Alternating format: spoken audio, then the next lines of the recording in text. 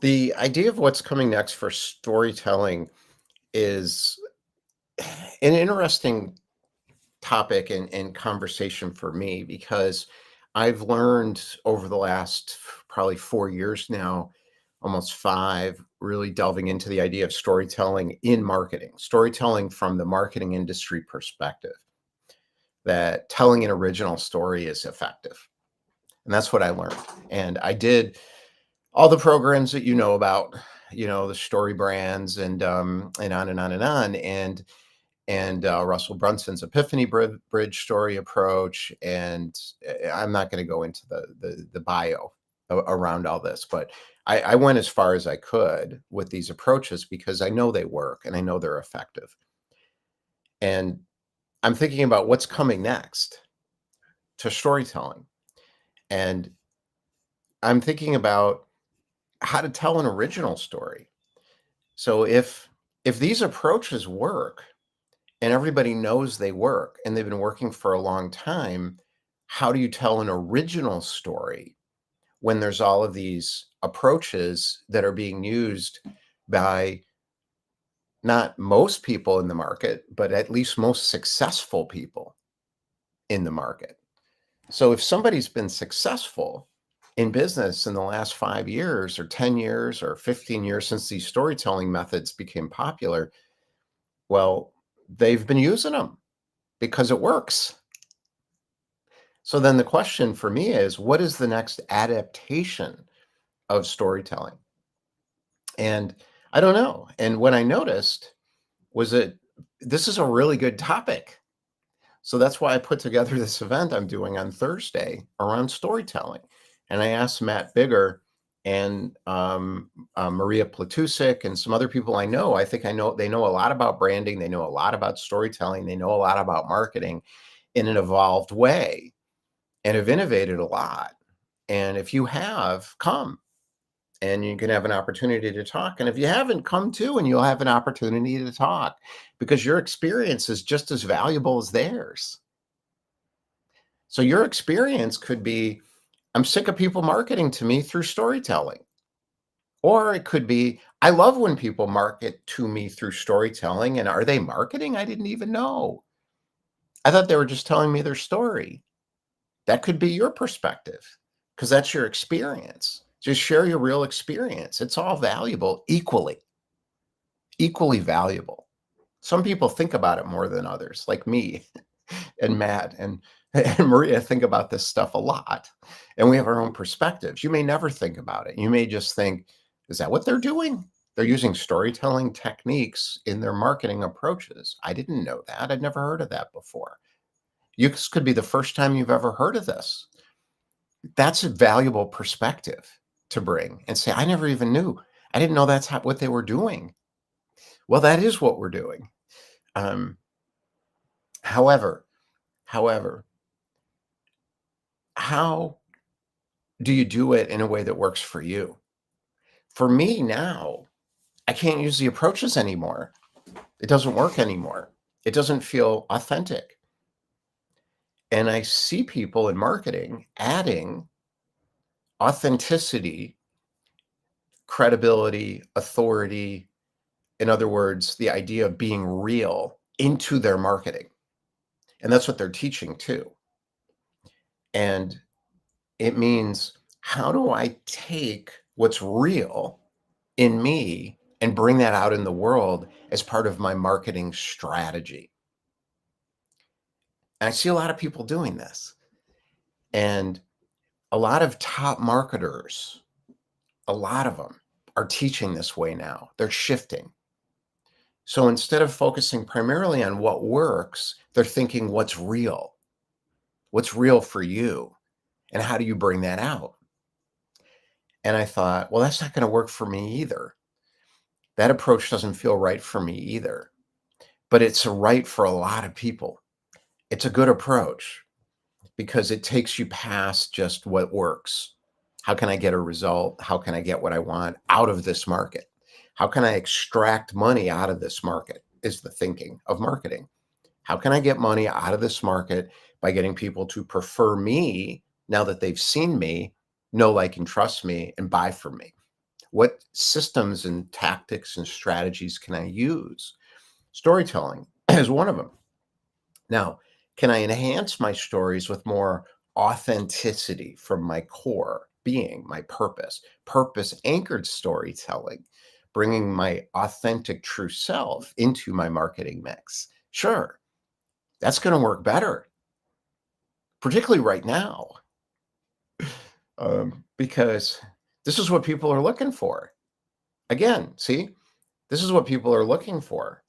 So if you give it to them, you'll get a better result. I can't do that. But that's just me. It's not a matter of right or wrong. It's that that's not what I want to do. So, what do I want to do? Me personally. It's not relevant necessarily to you because what's important is for you to find your own stories and your own approach in terms of how you integrate that with whatever business systems you're creating. And one is marketing. So, the marketing business system is the system of your product, your pricing mechanism for the product, the way you're going to promote it, bring it out into the world, and the way you're going to put it into the marketplace, the placement of it. And now you could add P's and subtract P's and turn the P's into S's. And so every consulting firm in marketing has another version of the 4 P's, which is marketing. So marketing is so we don't want to get it all hung up into this, what is marketing, and have a scientific discussion with a bunch of people talking to each other, about nobody cares, except people in marketing care who teach it, because it's important to understand the groundings and the principles. But what we're really talking about here, is what's your secret weapon to entrepreneur success? And it takes years to find your stories. At least for me, it did. Some people are there immediately. It took me years to find my stories. And like Matt, so you'll hear from Matt, he's gone through a lot of iterations, quite a few rounds, iterations, and what people who don't get it call pivots.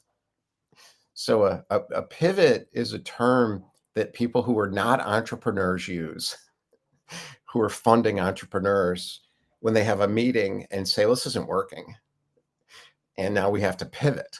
That's a non-entrepreneur term. An entrepreneur, it's an iteration. It's I noticed something else. So I call this very simply, I look at it as a three-legged stool. It's a three-legged stool. It's I notice, I adjust, and I calibrate. I notice what I want to say. I say it, and I watch the market, and then I adjust. And then I calibrate what I'm doing based on what I've noticed as I've adjusted. And this is just my life. I do everything like this, and always have. Now, what's cool today is this is called building it in public now. You can do this in public. I started doing this in 2020 in public, where I stopped hiding it. I just said, I don't know what I'm doing. I'm just going to try this now, see what happens, and tell people. And I could adjust, not pivot, just adjust. Like, well, that brand isn't making sense for me. When I had Solopreneur Inc., I'm like, that's a good brand. Solopreneur Inc. was a good brand. It was a good idea.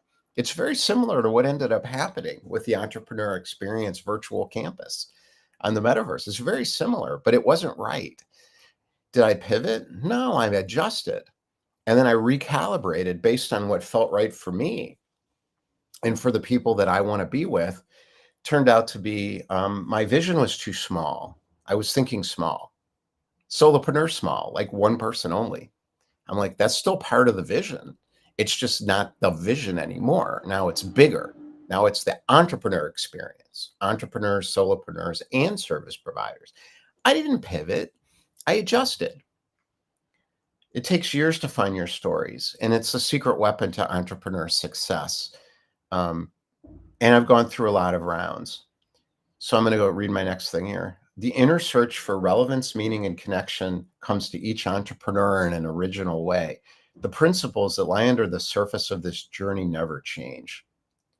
That is so true in my experience.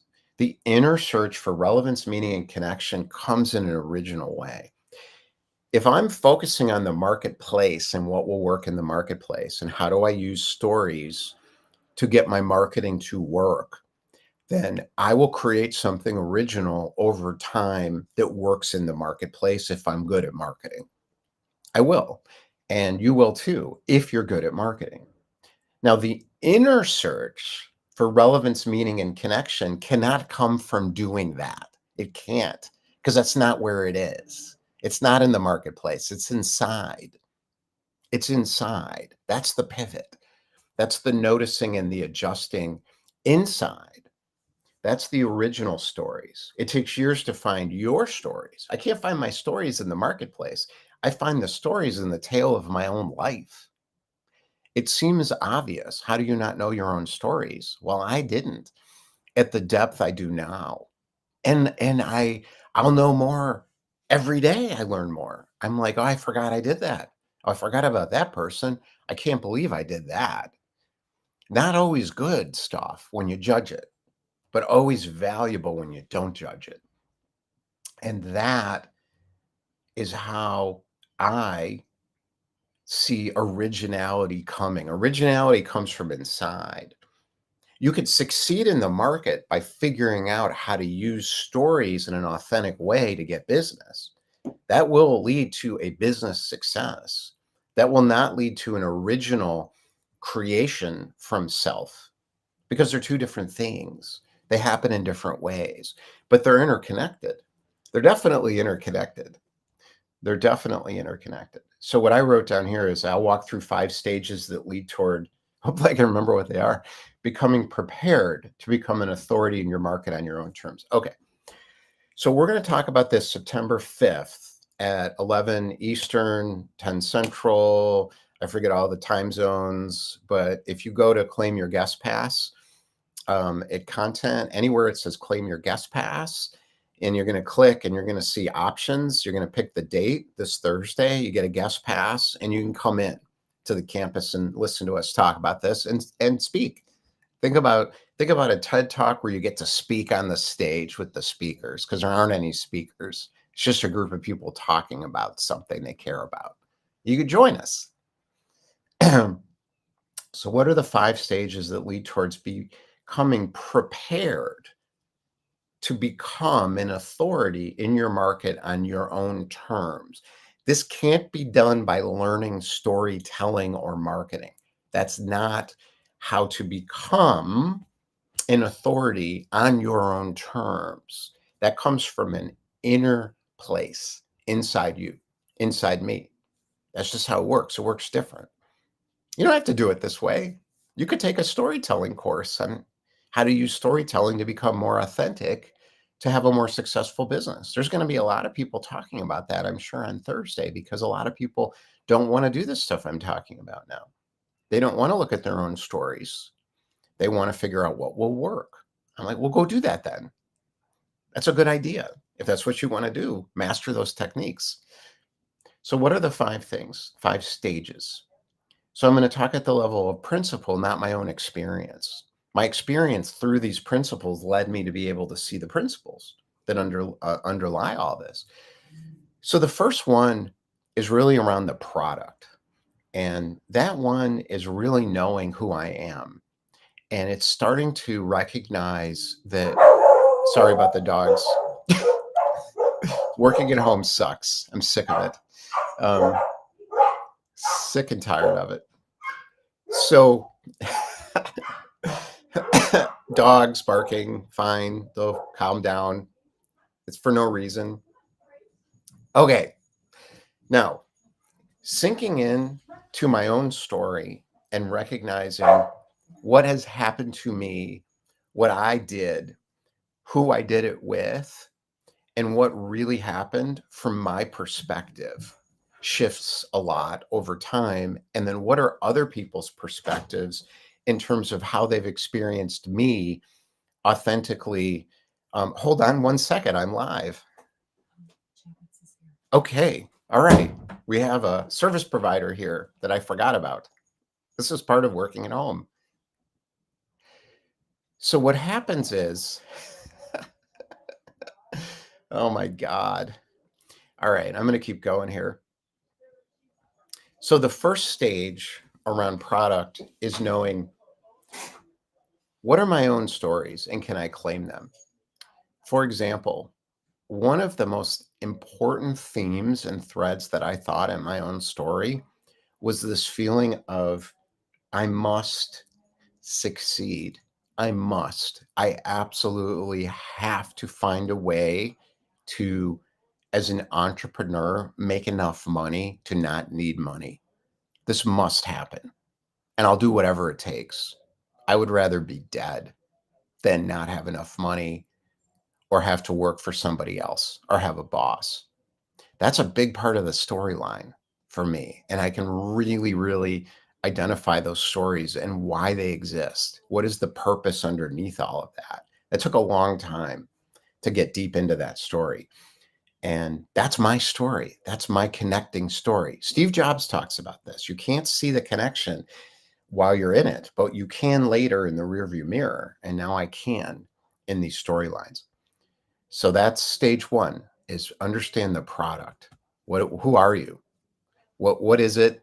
Who's it for? Why does it matter? Is stage one. Stage two is connect. How do I connect with other people around who they are? And most of my life, my story is pushing people away because I'm trying to get something from them. And I've done that my whole life. I looked at people as a vehicle to get what I wanted.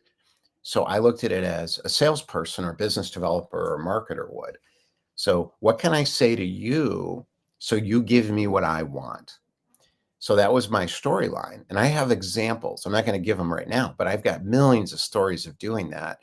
And when it worked, when it didn't work, how I did it, what I learned, and all the sales techniques I've learned, all the marketing techniques, all the lead gen techniques, all the prospecting techniques, all the reciprocity techniques, the go-giver techniques, using it as a technique. In other words, to connect, to get. Owning those stories led to freedom and deeper understanding of those stories. So stage two around connect is how do I connect with people by seeing where they are and what they're thinking about and what they're talking about, not for my own business purposes, but because there's a deeper underlying purpose into knowing that and being able to connect in that way with other people on this planet. This is where I had to go. Now, for you, it may be totally different. That's the point. Your story will be different, but finding the story will be the same. And the principles of finding the stories are very similar. Stage three is ask. Ask. And this is one of the four agreements. If you know the four agreements, Toltec wisdom, it's part of the Gene Keys, Richard Rudd's book. It's also part of the I Ching, ask, which is don't assume. Don't assume.